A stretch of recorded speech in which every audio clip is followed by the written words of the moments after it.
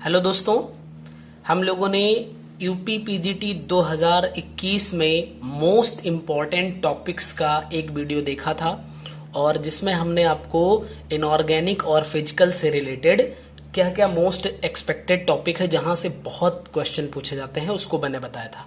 आज ये second part है जिसमें हम लोग ऑर्गेनिक केमिस्ट्री से रिलेटेड चीजें देखेंगे।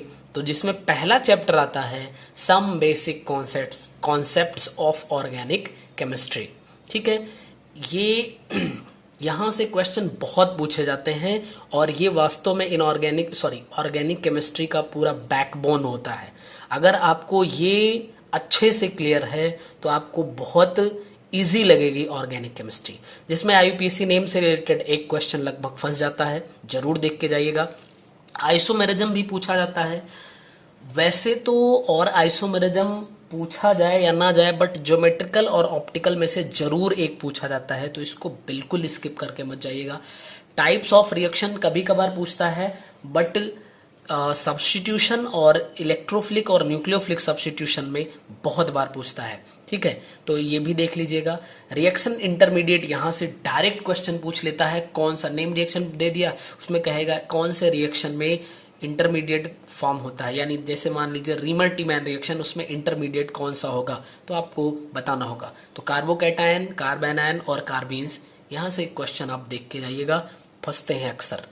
अटैकिंग रिएजेंट डायरेक्ट पूछ लेता है कौन सा न्यूक्लियोफाइल है, इलेक्ट्रोफाइल है। अगर आपने प्रीवियस ईयर क्वेश्चन किया होगा या हमारे चैनल पे अगर आप बने हैं पहले से और देखा होगा आपने, तो आपको समझ आ रहा होगा कि यहाँ पे जो मैं बता रहा हूं वो कितना ऑथेंटिक है।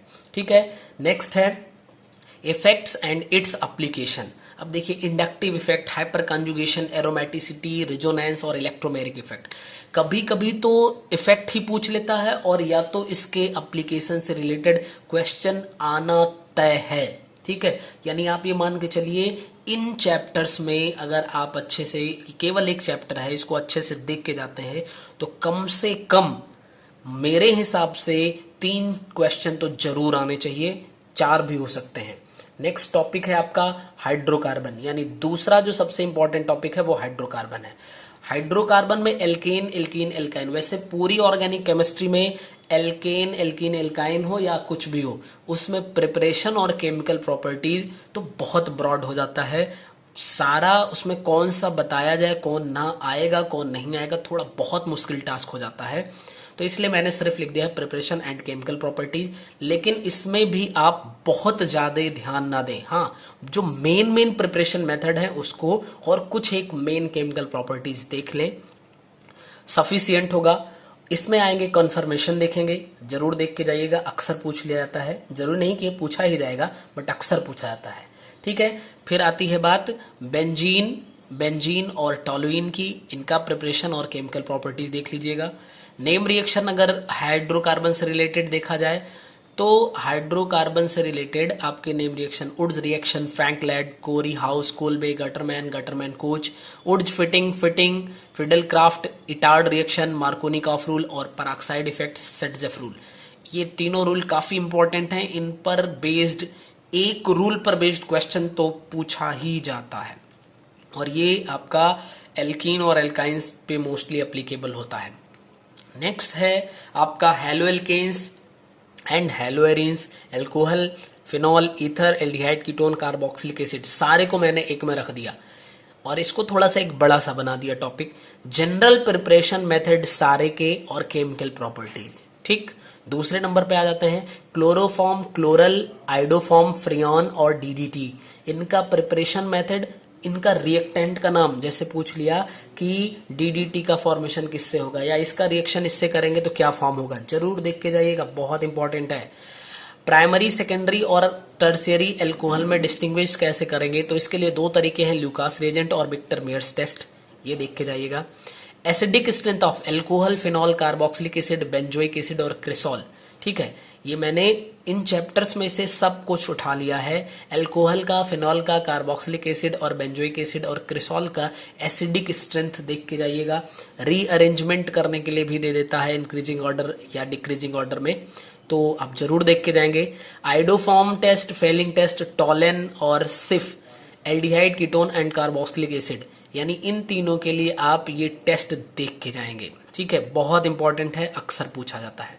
अब अगर इन चैप्टर से मेन नेम रिएक्शन की बात की जाए तो Swarts reaction, Hunsdiecker, Finkelstein, Sandmeyer, Gattermann, Fries rearrangement, Williamson synthesis, Schotten Baumann, Lederer Manasse reaction, Reimer Tiemann, Kolbe reaction, aldol condensation, Cannizzaro. Aldol Cannizzaro भी काफी इंपॉर्टेंट है, काफी इंपॉर्टेंट है। ठीक है, रैमर्टीमन बहुत इंपॉर्टेंट है। क्लीमेंसन, वोल्फ किश्नर और HBZ रिएक्शन। तो ये वैसे सारे के सारे इंपॉर्टेंट है, मैंने ढूंढ ढूंढ के लिखा है कि यहां से अक्सर क्वेश्चन पूछे जाते हैं और प्रीवियस ईयर में पूछे भी गए हैं। आप लोगों ने भी सॉल्व किया होगा तो आपने देखा होगा। नेक्स्ट है अमीन। तो अमीन से रिलेटेड बहुत सारी चीजें नहीं पूछा जाता। यहां पे आप देखिएगा गैब्रियल थैलामाइड सिंथेसिस देख लीजिएगा, बेसिसिटी एंड सॉल्युबिलिटी ऑफ अमीन, तो इसको जरूर देख के जाइएगा क्योंकि बेसिसिटी पर, अमीन के बेसिसिटी पर बेस्ड क्वेश्चन लगभग हर पेपर में मिल जाता है।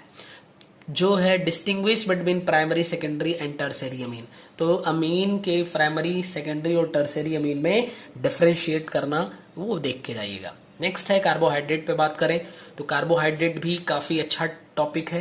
हालांकि यहां से रिलेटेड बहुत कम क्वेश्चन पूछे जाते हैं, बट जहां जहां से डायरेक्ट क्वेश्चन पूछे जाते हैं आपके सामने है reducing and non reducing sugar.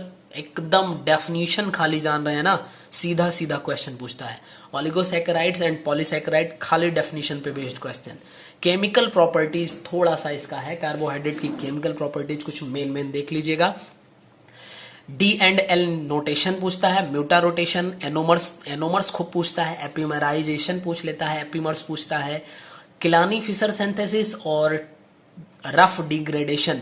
तो डिग्रेडेशन से ही समझ में आता है कि चेन को कम करने के लिए रफ डिग्रेडेशन और किलानी फिशर कंपाउंड में चेन को इंक्रीज करने के लिए, और इस पर बेस्ड जो टेस्ट है यानी फेलिंग सॉल्यूशन और टॉलन रिएजेंट, इन सब पर बेस्ड टेस्ट जो है वो देख के जाइएगा।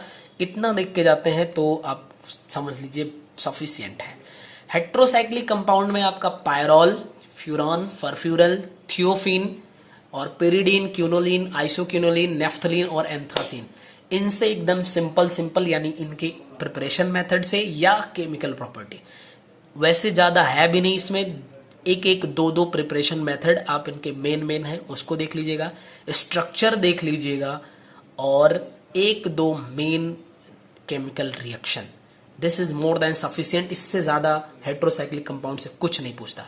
सबसे सिंपल चीज पूछता है, स्ट्रक्चर ही पूछ लेगा किसी एक का कि ये मान लीजिए थियोफिन का स्ट्रक्चर कौन सा है या एंथ्रासिन का कौन सा है, तो पहला स्ट्रक्चर पे बेस्ड हो गया। दूसरा इसमें आपका पूछ लेगा जैसे क्यूनोलिन और आइसोक्यूनोलिन अक्सर करके पूछता है, प्रिपरेशन मेथड इनका पूछ लेता है। या फिर ये पूछ लेगा कि ये लोग एरोमेटिक हैं कि नहीं एरोमेटिक हैं, कौन सबसे ज्यादा एरोमेटिक है। ठीक है, और फिर इनका कभी कभी एक आध केमिकल रिएक्शन पूछ लेता है, तो ये देख के जाइएगा। नेक्स्ट है पॉलीमर्स पे आ जाए तो पॉलीमर्स का क्लासिफिकेशन देख के जाइएगा, कभी कभी क्लासिफिकेशन से एक आध क्वेश्चन पूछ ले जाता है। फिर polythene, PVC, polystyrene, Dacron, nylon 66, Teflon और नायलॉन 6, इनका कैसे प्रिपरेशन यानी रिएक्टेंट, किस रिएक्टेंट से इनका प्रिपरेशन होता है। ठीक है, ये जरूर दे। अच्छा, एक चीज मैं लिखना भूल गया, यहाँ पे बैकेलाइट भी ऐड कर लीजिएगा। ठीक है, बैकेलाइट भी बहुत इंपॉर्टेंट है। रबर एंड इट्स क्लासिफिकेशन, यानी रबर कैसे ऑब्टेन करते हैं, कितने टाइप के होते हैं। ठीक है, सिंथेटिक रबर और नेचुरल रबर। सिंथेटिक रबर खासकर देख लीजिएगा कि ब्यूनायस, ब्यूनायन, इनका थोड़ा सा नाम पूछता है। बायोकेमिस्ट्री में आ जाएं तो बायोकेमिस्ट्री में विटामिन और इससे इसकी डेफिशिएंसी से कौन सी डिजीज हो जाती हैं, बहुत इंपॉर्टेंट है। एक क्वेश्चन तो आपको तय है यहां से पूछा जाना। और फिर जो प्रोटीन है, हीमोग्लोबिन, मायोग्लोबिन और क्लोरोफिल, इन पर बेस्ड अगर आप इनकी डेफिनेशन और एक मेन पॉइंट जानते हैं, जैसे हीमोग्लोबिन की बात कर दी जाए तो हीमोग्लोबिन का काम क्या होता है मेनली।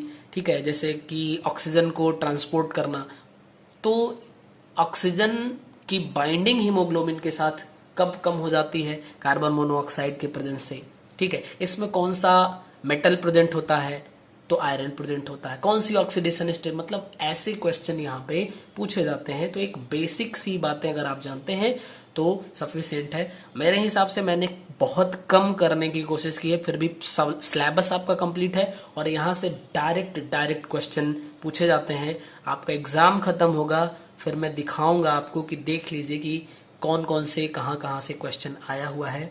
ठीक है, तो आप लोग टॉपिक देख लीजिए और अभी लगभग जो 15 दिन बचा हुआ है उस बचे हुए टाइम में एक बार अगर आपसे कुछ छूट गया है तो उसको पढ़ लीजिए, और अगर आप पढ़ चुके हैं अच्छे से तो एक बार इन सारे टॉपिक्स का थोड़ा सा दोबारा से ध्यान देते हुए रिवीजन कर लीजिए। और मैं उम्मीद करता हूं कि आपका पेपर बहुत अच्छा होगा, क्योंकि ये सारे टॉपिक्स आपको जरूर मिलेंगे। तो मिलते हैं नेक्स्ट वीडियो में। Thank you.